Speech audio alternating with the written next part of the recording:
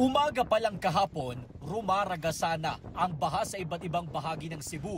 Tulad na lang sa kuwang ito sa Talisay City ni Cooper Jovi Taghoy Herodias. Sa taas ng tubig, nanatili ang ilang residente sa ikalawang palapag ng kanilang bahay. Maging ang mga sasakyan, hindi nakaligtas. Kasabay ng agos ng tubig, ang pag-anod sa mga sasakyang nakaparada sa kalsada. Umapaw rin ang Bananga River sa lungsod, kaya ang mga residenteng nakatira sa ilalim ng tulay, tinulungang makalikas.